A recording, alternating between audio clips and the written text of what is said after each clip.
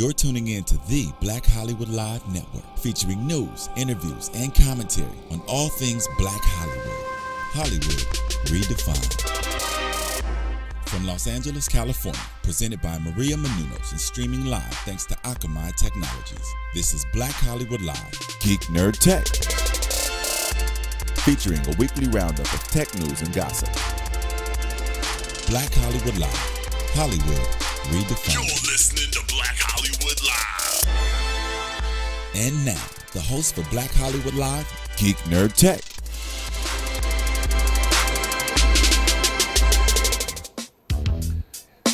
Time. Well, there I am. Welcome to Geek.Nerd.Tech, the show that brings you the best in tech news, geek culture, from a black and brown nerd perspective. Did I get that right? Hey, man.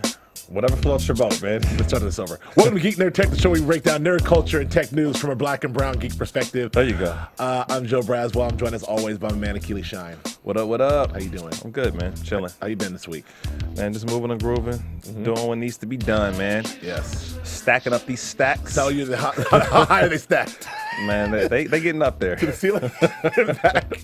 What about you, man? How you living? I'm living not quite as large as you, but I'm doing okay. No, it's been a good week. It's been a interesting week for, I'm sure, both of us, business wise. But it's good. It's good. And also from a tech standpoint and a nerd standpoint and a geek standpoint, we have lots of interesting things happening as well. Yes, sir. One of the things we want to talk about is your boy, Dre. Man. Andre is about to be hip hop's first billionaire. Man, that's wow, man. That's crazy. Now, is that right? Because I thought Russell Simmons was a billionaire somehow. I don't know about that, man. I don't know about that. I know that the top dogs is obviously Diddy and Hov. I know Diddy's around 750 million. I think Hov is in the 500 range. Right. And I think this deal that Dr. Dre is going to do with Apple is going to put him over, the billion mark. So I don't know about Russell Simmons being in that that string of wealthy hip hop moguls. I just don't know how Russell Simmons does not have $1 billion, but $1 billion's a lot. That's a lot. I mean, it's a long way to get to $1 billion. And Russell has a lot of record sales and a lot of companies, a lot of different things, but no retail. So to recap this here, Apple's coming in and buying Beats for, it looks like, $3.2 billion. It's amazing, man. And it's an amazing what an incredible brand that they've grown that into. Absolutely. That, I think we told the story here, how Jimmy Iovine and Dre, how that started. Yep. Conversation between Jimmy Iovine and Dre.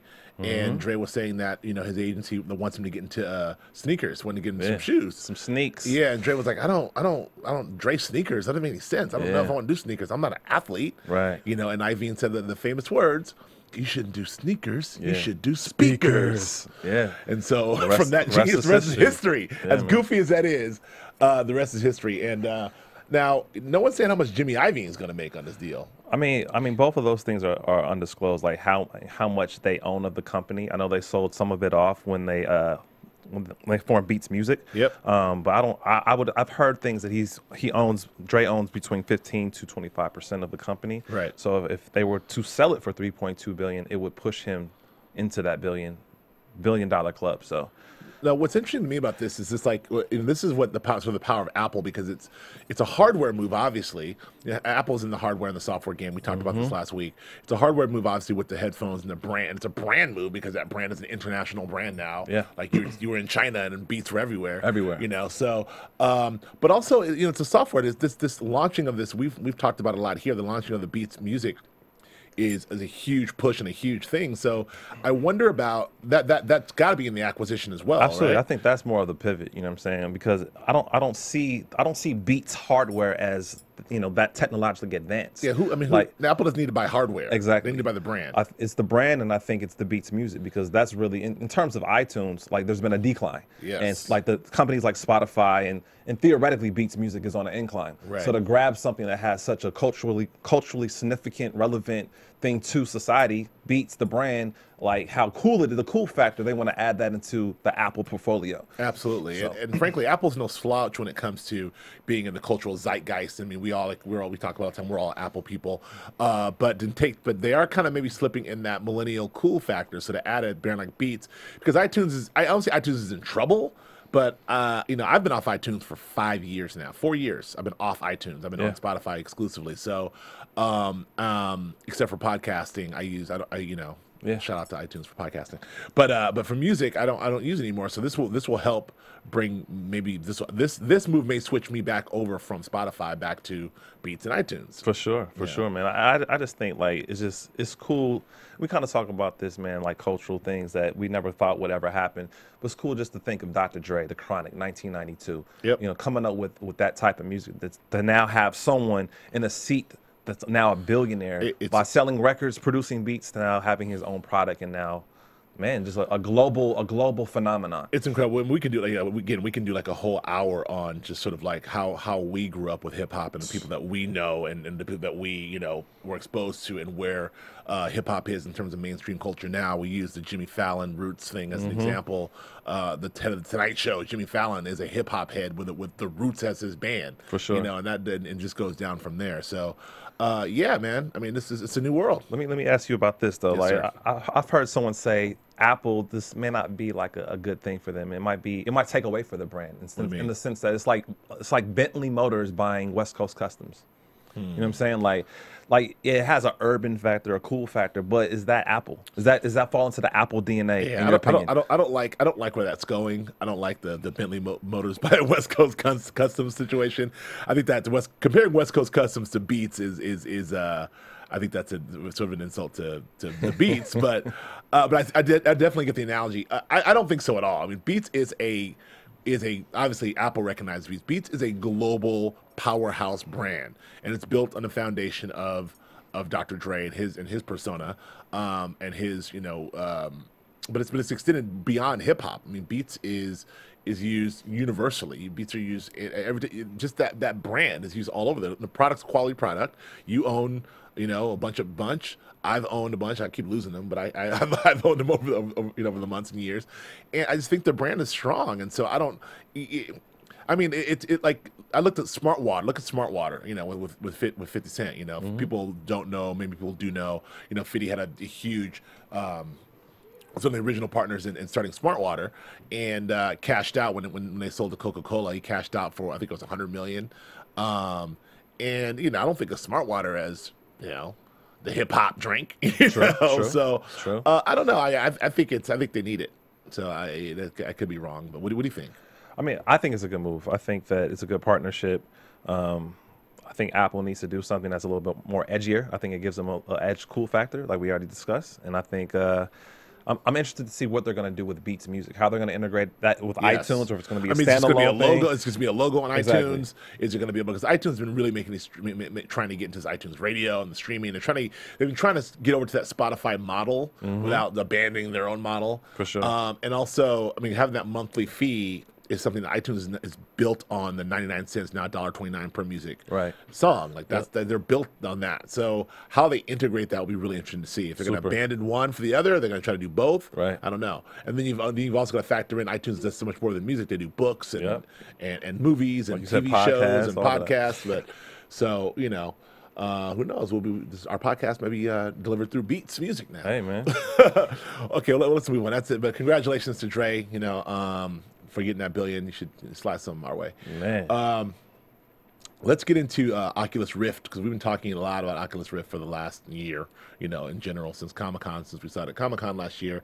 And when we know that Facebook has purchased Oculus Rift, and it's been a lot. It's been the news left and right. Stephen, you played that great video last week of the guy jumping off. That wasn't here, right? With the guy, yeah, that was the roller great. coaster joint. Yeah. No, the guy being pushed and freaking out, bugging out. So there's claims now that the technology was actually stolen, and a company called ZeniMax is suing Oculus Rift, and now Facebook saying that technology was stolen. And it's the guy. So I don't know if people know deep dive video games know that it's the guy who did the whole Doom engine. Castle Wolfenstein and Doom. It's that guy whose name is John Carmack. Carmack, yes. So Carmack's the guy who actually created Oculus Rift. This guy's a genius, by the way. Man, this guy is really. I mean, I just think about what he's done for me in my own video game playing, and taking me in those worlds, in Doom and Wolfenstein, that whole 3D world for sure. And then, cut to, I don't know, 25 years later, he's doing virtual reality and taking me to those worlds again. It's crazy, like, man. Shouts to Tamarack. But apparently he was developing for that company. They moved over to Oculus Rift, and now they're mad. Now they're suing them and saying this technology. Now the debate is, you really can't. It gets really, really technical, because you really can't put like, who owns virtual reality? Does anyone really own VR? That's the first argument. But second argument is, like, the specific code that he wrote while he was there. Was he wrote it for this company, and now they're after him. I mean, what do you think of this? I mean, and I think the third argument too is, if you work for a company and you invent something, you create something, and you add on to it after leaving that company, like, how do you protect your ideas? Do they own you? Do they own your thinking as it evolves? You know what I'm saying? This happens, yeah. That's what the argument is, because, he might have wrote some code, but he, added on to the code. He authored the code, added on to it, made it better, made it whatever, you know what I'm saying? For Oculus Rift, like, I don't think, in my opinion, I think that, like, he shouldn't be, or Oculus Rift shouldn't be getting the lawsuit because of his inventiveness. That's going to happen. That's going to evolve through time. I mean, this happens all the time, and with IP. It's really tricky with IP in larger companies. I mean, I have some personal experience with this through my experience at, working for Disney and some stuff that I created through Disney. Everything I created at Disney, they owned. So, and there's one thing where I wanted to take away, and I did end up taking away, but it took me 3 months of conversations back and forth with Disney and legal just to be able to take this one thing and do something else with it. And my partner Steve Barry's going through the same thing, with his company, his parent company, NBC Universal. So, I mean, when you work for these giant companies and you create anything, like, even if it's at your house in your basement, and you come out, like, they kind of have they have stake in that. So it's really interesting to see. I think the question is, did he create the technology used for Oculus Rift while he's at ZeniMax, or did he create a component of it and add on to it while he was at Oculus Rift? I think that's the argument. Yeah, but that is the argument. But what ZeniMax means is, it doesn't matter. It's all the same. If you started writing one bit of code while you worked for us, and then you left, that one bit of code, like, you can't use that code. That may be the building stone, the building blocks to the whole thing. So, I don't know.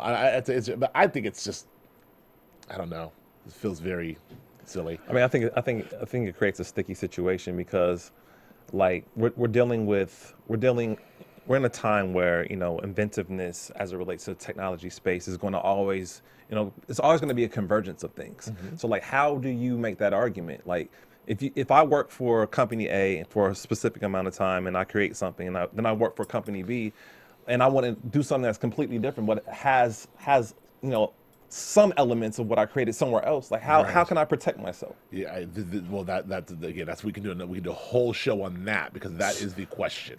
That's kind of where we are. That's where we're at. Like, we in the world of in the digital world of IP versus, I mean, like, the thing about intellectual property in general is just that intellectual property. How do you monetize? How do you quantify what that is when going from point A to point B?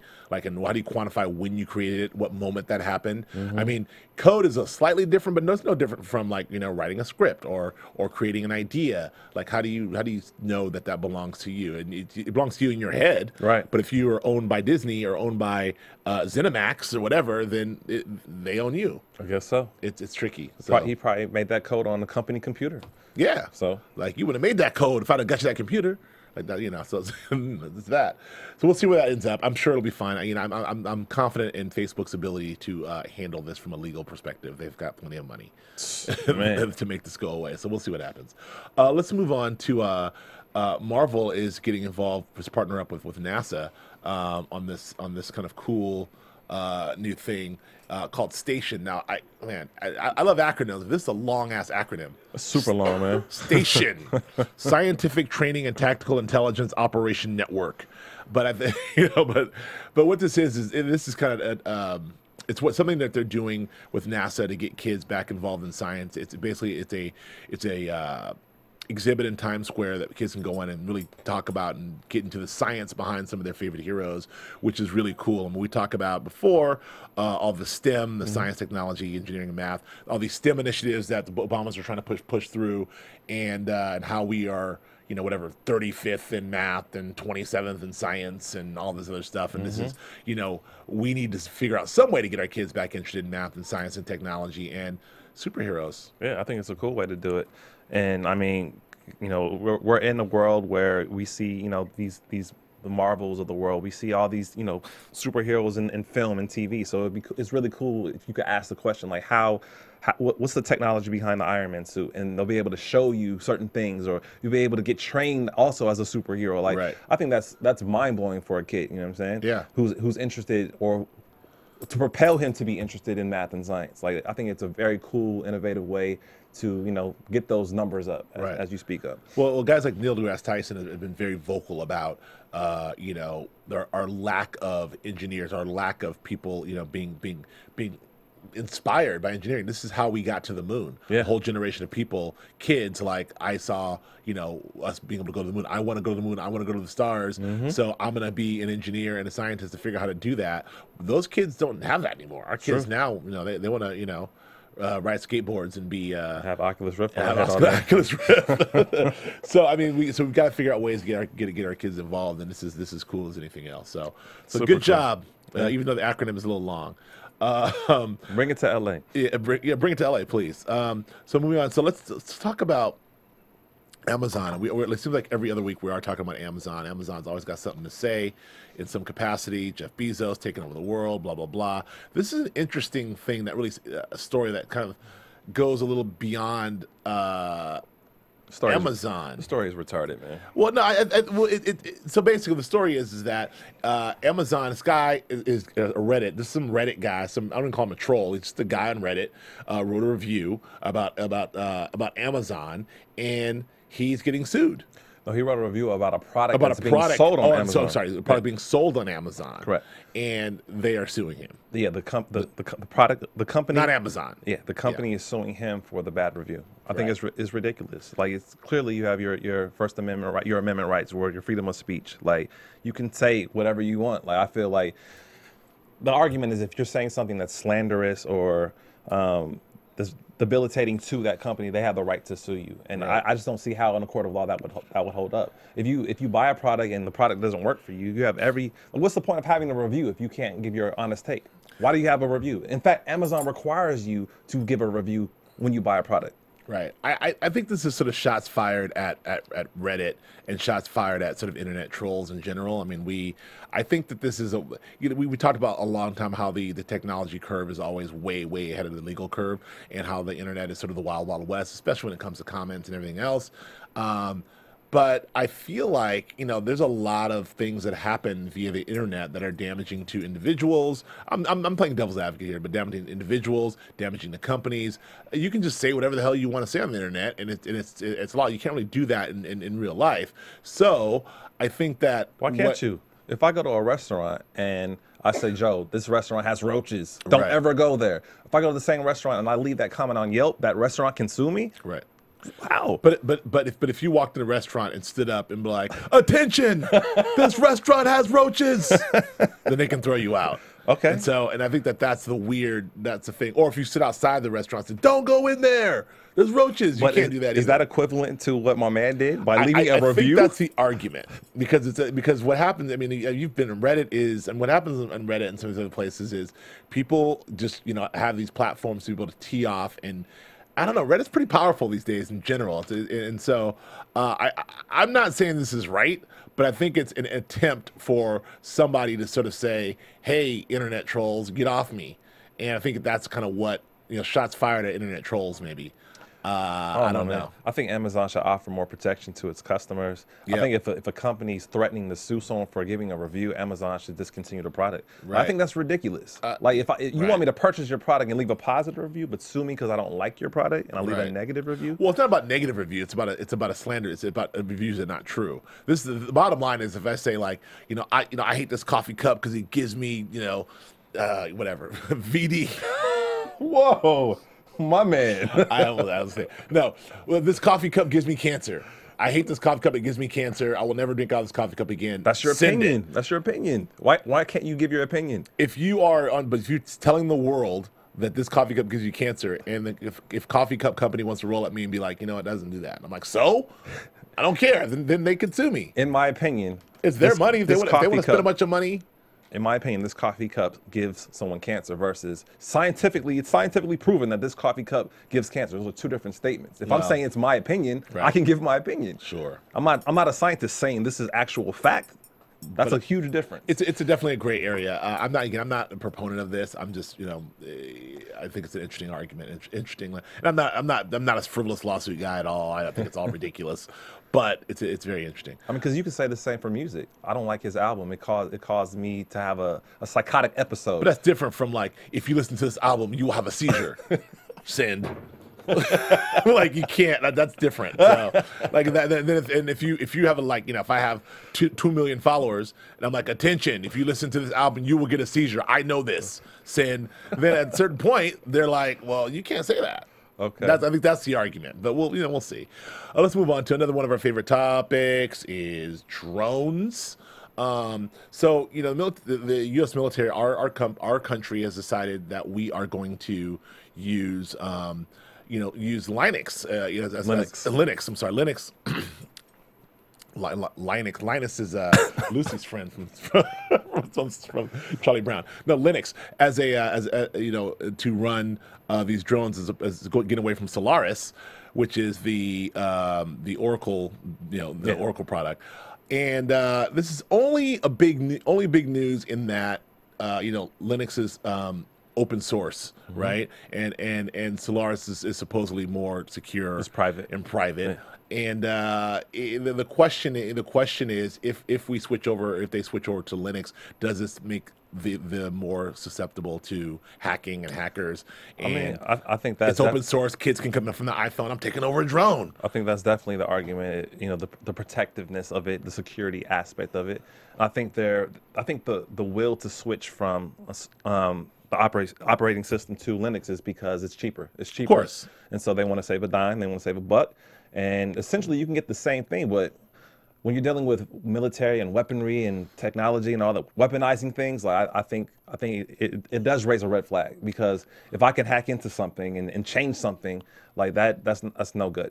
I know this makes no sense to me. I understand you want to save money, but I mean, and I understand they can make 1,000 arguments of how they can make this safe and how it's open source, but not on our watch. I get that, and I get that there's tons of military grade stuff that we use that the military did not develop that is, mm-hmm, open source that they use, and they've found ways to make it more secure. But I don't like that. I've seen way too many movies. Way too many Eagle Eye and other movies. Way too many movies where like drones get taken over, shit goes down, and I don't like it. But I mean, I think that the threat still exists even with a privatized company like Solar is doing it. But I think it just it increases it increases the threat. You know what I'm saying? Well, Oracle put out this big this brief talking about like the dangers of this, and I don't know if it's really just them sort of like trying to keep their account, keep their business, and be like, you need to stick with us, and this is why, or if this is a real, like it's being dismissed as like, oh, that's just scare tactics. They just don't want you to do this. But I don't know. What do you it's a final definitive take? How do you feel about this? I mean, well, my take is with drones and being used, for militaristic purposes. We already had that discussion many times. I think there's a lot of danger there, just in terms of you never know who you're bombing, who you're shooting, who you're spying on. You know what I'm saying? They could be spying on us. They could be bombing on us. And so I feel like if you're going to create an operating system that is not as secure that anyone could tap into or alter or modify, I think that makes it more risque for us, for the people, right? Because I mean that can happen. Some terrorist or whatever can tap into something and turn the drones on Joe Braswell. They're gonna get me. All right, I'm telling you right now. They're gonna find me. No, yeah, I'm terrified of this as usual. I'll just use my normal thing is I'm terrified. Next story. Let's go. Let's talk about. So Microsoft seems to be getting into the wearable game. Actually, the smart watches. They're in the smartphone game. They want to get in the smart watch game. This is interesting story to me because there seems to be a debate. I had a conversation with my boy Robert yesterday, and he swears to me wearables are dead. He thinks wearables are just dead in the water. Like Twitter's dead and wearables are dead. But yet there seems to be this big push towards the holidays to get people back into wearables. Now, we talked last week about Apple still maybe getting into wearables, and this to me is a sign that Apple's definitely getting in the wearable game, because when Microsoft makes a move, an announcement, it's usually that Microsoft is so reactionary. So they must know something. I just have a sense that we are going to see the Apple Watch because Microsoft's getting in the game. Now, their whole thing is it's competing to compete against the Samsung situation.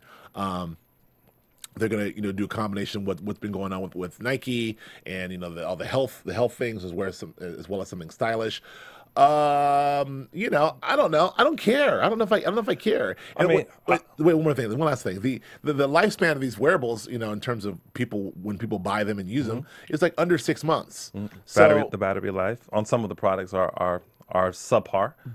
But not only that, but when they die, people they don't keep them. It's not an heirloom. You're not going to keep this forever and give it to your kids. You're not going to keep your iPhone 3S either. Okay, that's a good Same point. thing. So let's hear your takes. I mean, it's an extension. It's an accessory to your smartphone, and that's really I think the push. Like, I think the more technology that's put into these wearables, like if it's more than just a pedometer, I think it's going to be advantageous. Like if it's something that could read your heart and have those health benefits and those fitness benefits, like I think people would be apt to it, and there'd be more application than just for fitness. That's what we're seeing in terms of wearables. Right. And, or if you could FaceTime on your smartwatch or whatever, like all these new technologies that you could do on your smartphone, on your wrist, or somewhere else. And then that's here, obviously, with the Samsung Watch, you can do that. Right. Yeah. So, I mean, I think that, if the price point comes down, I think for the holiday season, I think it's going to be huge. If the price point comes down. Yeah, I think people are going to go for it. I can see kids wearing them, for sure. You actually brought up a really good point, which I hadn't thought of in that capacity, which is as a companion to your smartphone device. I mean, like I said, I have my iPad and my iPhone and my laptop already. But sometimes you may want to just roll with your phone and your iWatch. Yeah. I mean, we're dismissing Microsoft entirely and are skipping to iPhones, but iWatches. That's cool. but yeah, I mean, so who knows? I like the idea of that, because you can't, all the information you can get on your phone to get on your watch. I just, I wonder what this is going to do for our society. Now, we're already a society of people with their heads down, swiping through phones, walking through New York. But yeah, I can imagine walking through the streets of New York, everybody's looking at their watches. But I think what's really dope about this, though, is that they're creating like a sensor that is detachable. Yeah. So you could detach the sensor from your watch or whatever, your wrist, and throw it on your smartphone, or throw it on an accessory that serves as an alarm clock by your bedside. Throw it on your girl's car, tracker. That's what you're gonna do. No, not at all, sir. Not at all. No, but yeah, that's there's plenty of cool applications for this, and no one ever really talks about the style aspect of it too, because these things aren't very stylish these days. So I wonder if they can crack that code. I mean, the technology is one thing, but they gotta look cool. But let's talk about fashion. Do you think that people, I mean, in this day and age, wear watches? Like, say, like in the 80s or even in the 90s? Not really. Yeah. So, like, I don't know. I think the wearables have to go from the wrist to somewhere else. Something that, I don't know where it would be. The neck. I don't know what it would be. Something better than Google Glass. I don't know, but I think that's where it's going to evolve to. Yeah, well, I tend to agree with my boy Robert. I feel like wearables are dead until we can figure out where you're going to wear these wearables. Mm-hmm. I mean, I don't know, Although I did see my sister a couple days ago, and she had like three wearables on. Like she's like a cyborg. She had something. She had like a thing and a bracelet and the other thing. And I'm like, anyway. All right. So moving on. Let's just transition to some nerd culture stuff, because looks like the new Flintstones movie is coming, and I like this story because I'm a huge Flintstones guy, because I'm old, and I don't know what it's interesting, like the longevity that the Flintstones have had, and we obviously the cartoon itself is over 50 years old. It's been rebooted a bunch of times. It's been made into movies. Universal had a bunch of movies, a couple of movies through that they did that were very successful.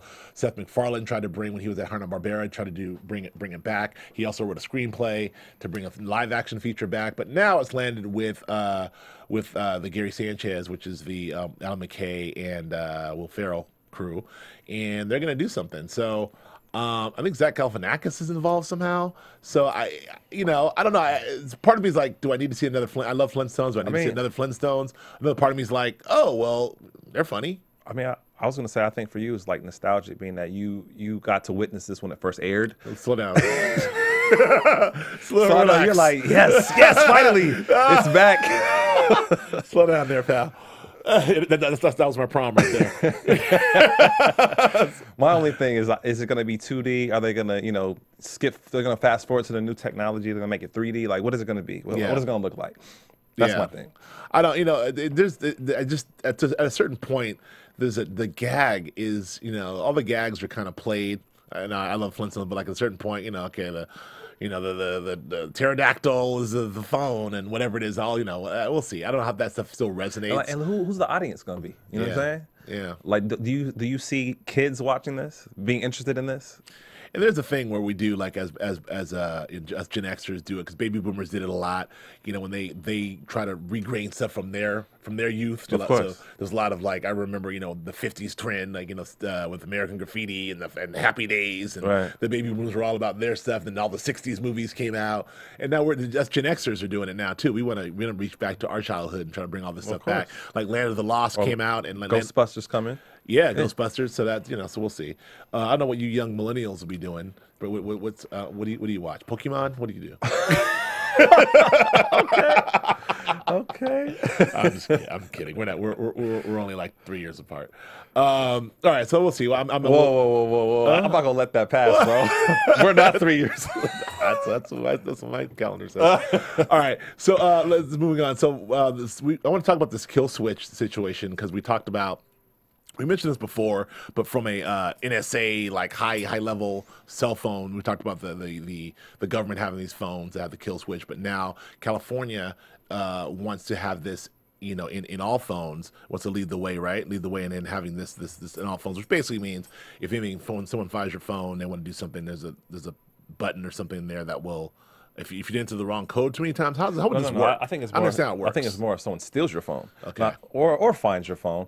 But I think. But can I from afar press a button? I think it's a software and a hardware component. Like already with the iPhones, the software would use your Apple ID and password, and you can turn off the phone. However, I think with this kill switch technology is that you'll be able to log into the software and the hardware will actually turn the phone into a brick, meaning that it's inoperable. Like you reformat the phone or you reboot the phone and it won't work. Yeah, so there's no like stealing your phone and then racing and I have a new phone. Exactly. Yeah. So okay, well, so I think the theory behind it is to minimize, the theft. Like it's over 10 million plus phones being stolen every year just in California. Right. But I think the argument is for phone companies is like they're in bed with insurance companies. They don't want that to happen. They want people to steal your phone so that you have to pay for a new phone, pay the insurance company for a new phone. Right. So that obviously helps everyone. You know what I'm saying? Right. And so I think that's why it's been such a hard thing for it to be passed legally.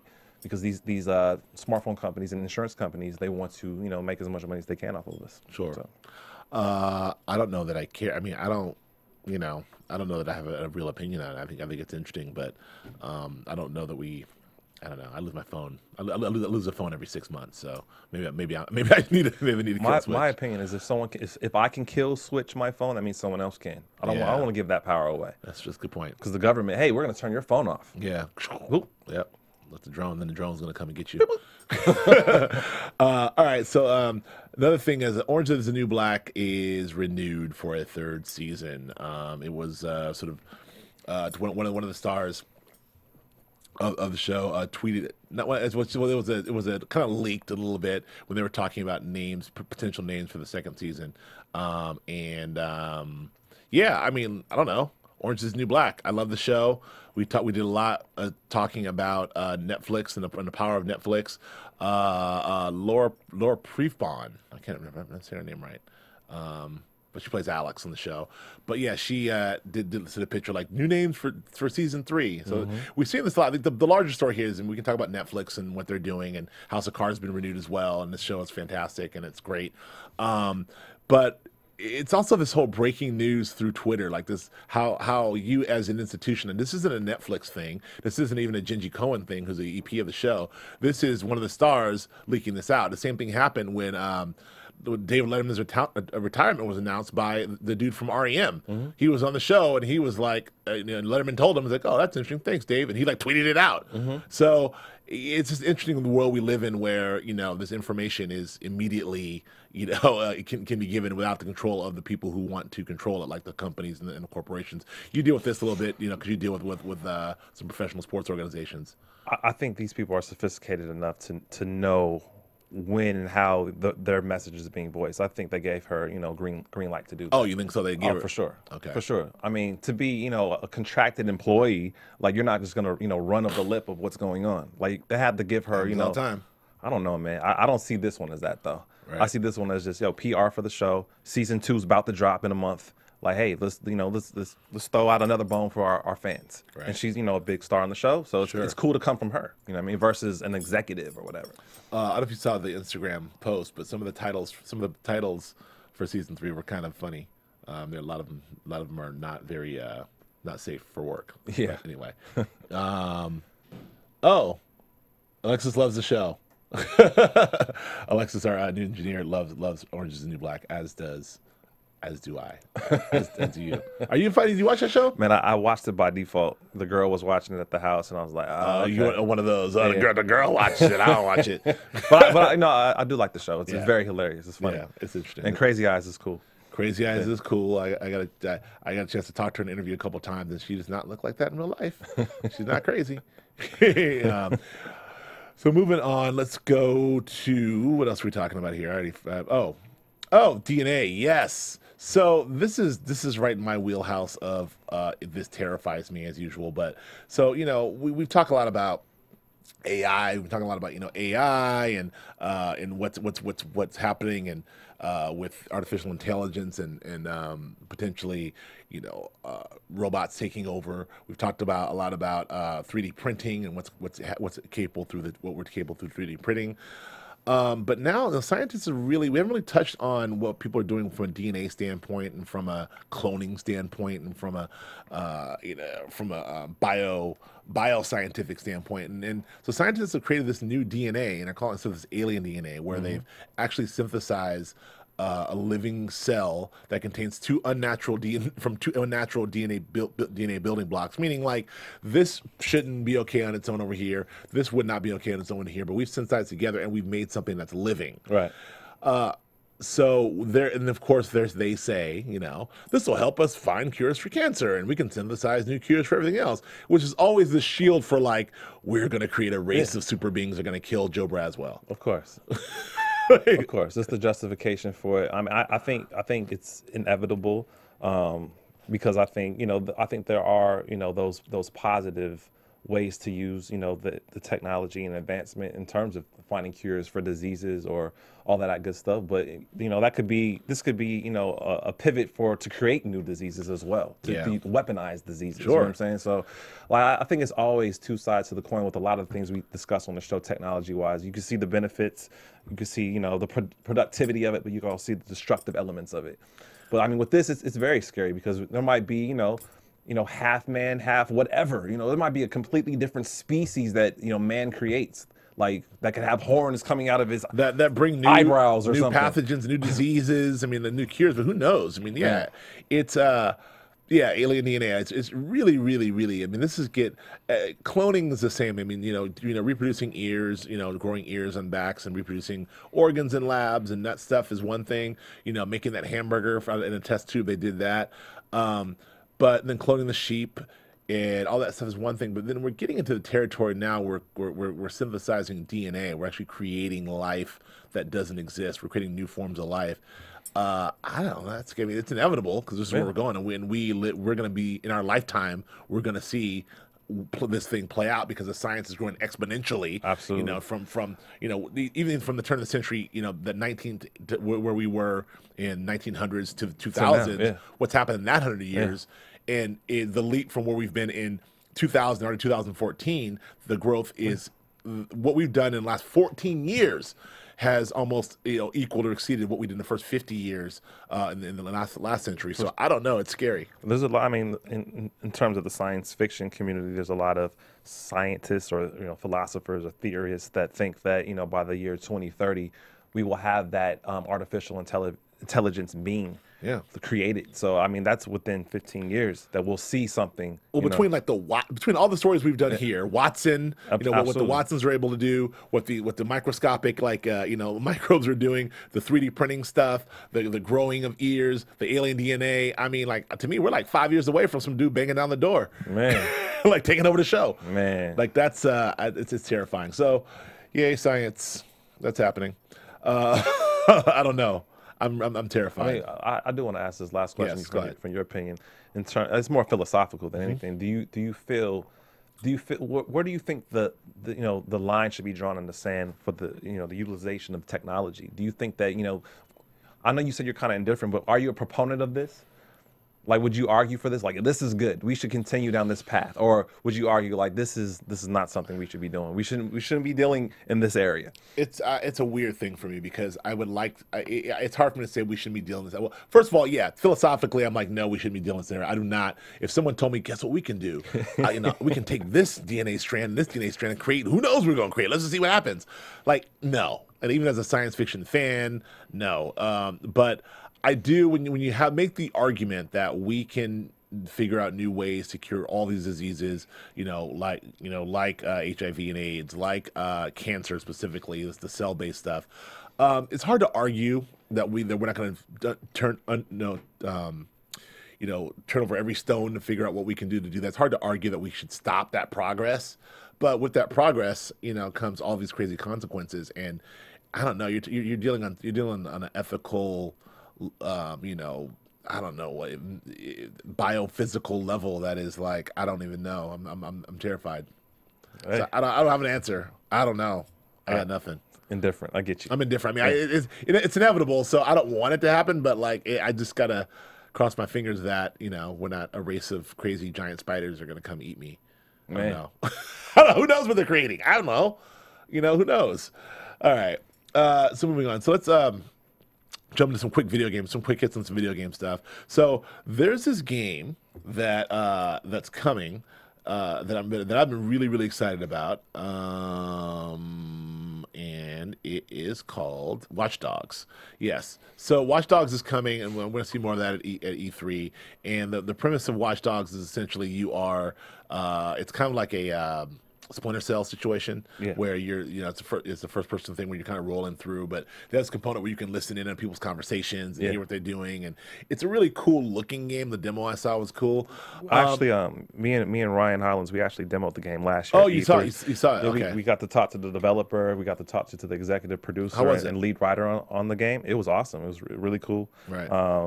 I mean, obviously, everything you're talking about, like the espionage aspect of it, is super, super cool. Right. And then, you get to, do the normal stuff in the video game, run around and shoot people and ram things. Yep. So, but I mean, I think, like you said, like the spy elements of it, I think it's pretty cool for a video game.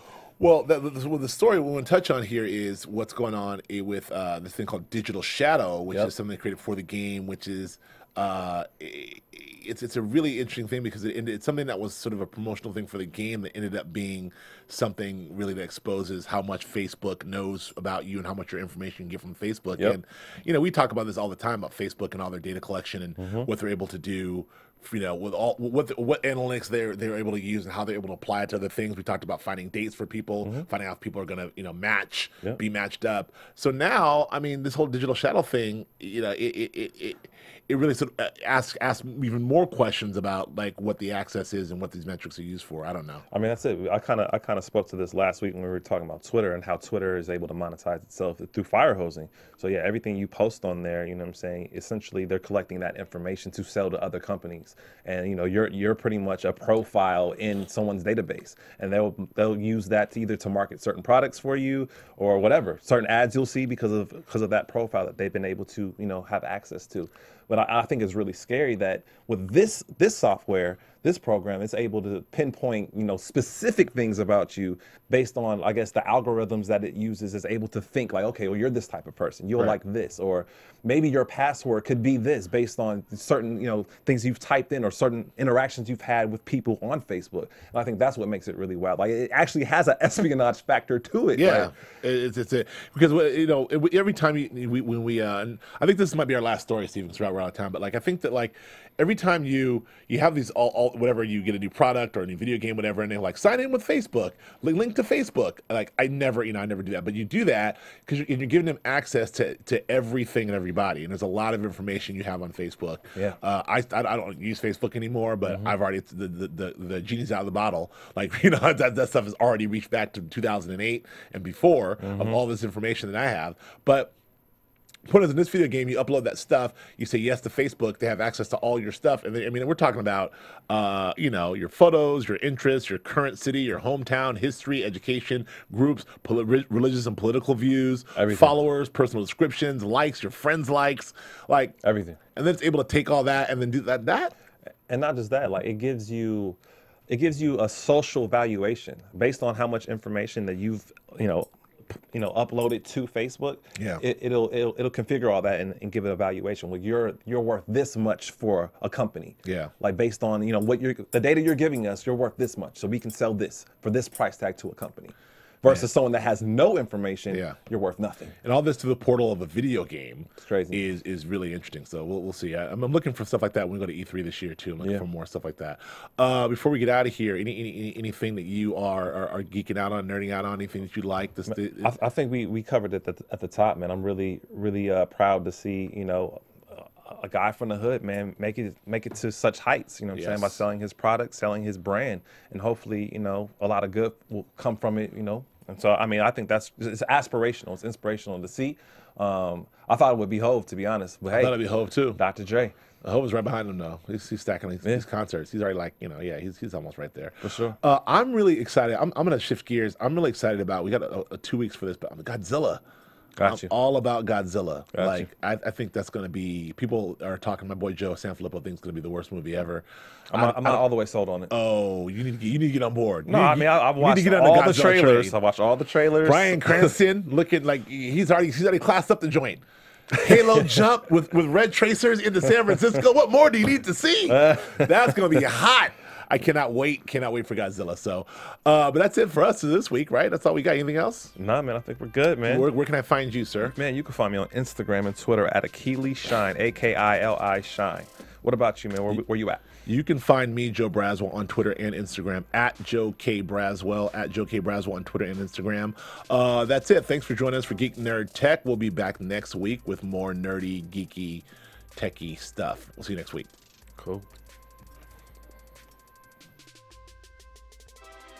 Producers Maria Menounos, Dario Kristen, Tiana Hobson, Kevin Undergaro, and the entire BHL crew, we would like to thank you for supporting Black Hollywood Live, the first online broadcast network dedicated to African American entertainment. For questions and comments, contact us at info@blackhollywoodlive.com. Like us on Facebook, tweet us or Instagram us at BHL Online. And I'm your BHL announcer, Scipio. Instagram me at Planet Scipio. Thank you for tuning in. Hollywood Redefined. The views expressed here are those of the host only and do not necessarily reflect the views of BHL or its owners or principals.